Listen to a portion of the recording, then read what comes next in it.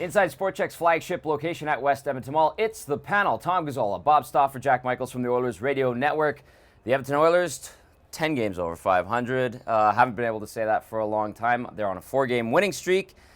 And if you listen to some of the post-game comments after the win over Florida, you would think that it's not all roses, gumdrops, and rainbows. Well, I guess it speaks volumes to the growth and the development of the Edmonton Oilers Hockey Club that they're able to win games now on nights where they're not very good. And they were outworked really from about the 17-minute mark of the game against Florida on the rest of the way, final 43 minutes of that game. I mean, they had bits and spurts where they did okay. They had a couple lines have some really tough nights.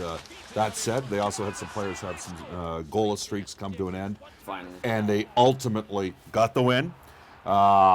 Heck of a sequence, and it just seems to revolve around Connor McDavid. It's unbelievable, Jack, and you spotted it right away, knew it was a goal, and I could swear, looking at that backside referee, he saw the skate of Reimer go into the net, and they, he signaled goal, and then they obviously had to overrule it to take it away. So ultimately, the Oilers got the victory, but there is a lot of work that needs to be done here and to be cleaned up because they got outworked by, frankly, a team that was down several men. And I think that'd be a little bit concerning for Todd McLellan. For me, it's teachable moments, though. I mean, there's no better way to learn from mistakes than in victory.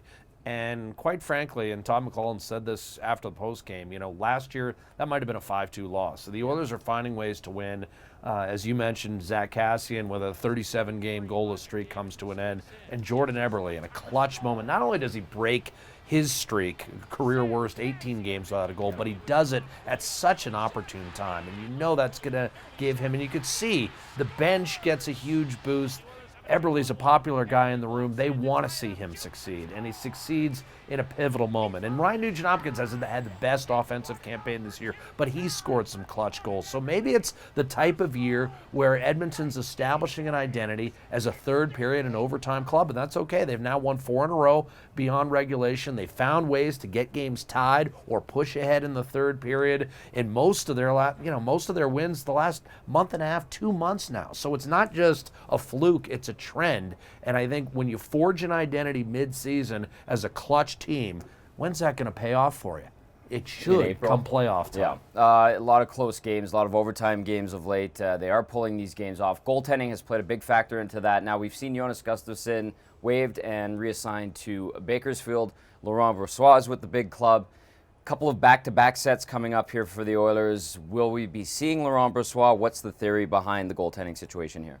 Well, this is a tough one for Todd McLellan because he's got a couple sets of back-to-backs, and he's got a situation where they're all Western Conference opponents. 3 of them are divisional opponents. 1 is a provincial rivalry. Mm-hmm. And so what do? But there's gaps in between. There's gaps on the back end of the first back-to-back, and there's the All-Star break on the back end of the second back-to-back. There's also limited travel, Friday to Saturday. Nashville's a 7 o'clock start, 30-minute flight to Calgary. Saturday's an 8 o'clock game. But the next week, midweek, is that tough Anaheim-San Jose where no matter what, it always seems like you get into San Jose later than you'd like to. Yeah. So that's what he's going to have to manage. And what he's going to have to weigh is, do I go ahead and with significant gaps between both those back-to-backs, do I go ahead and run Talbot 4 in a row and then get him some much-needed rest for the All-Star break? Coaches are doing that with their aces this year. Well, I'm starting to see that. It's an option for him, or does he decide, you know what?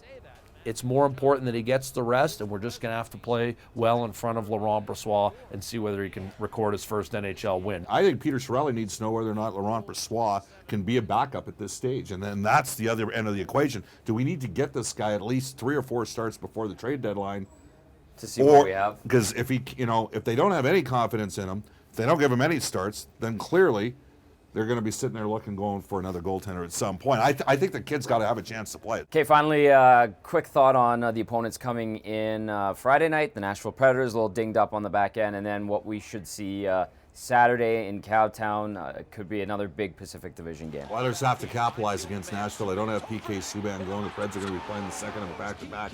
If they win that game, Edmonton is on a 101-point pace. And then in terms of Calgary, what have we seen all year? The Oilers have played, in many respects, a higher tempo, better game on the road than they have at home. All right, the Oilers in action. Friday night looking to make it 5 out of 6 on this 6-game homestand.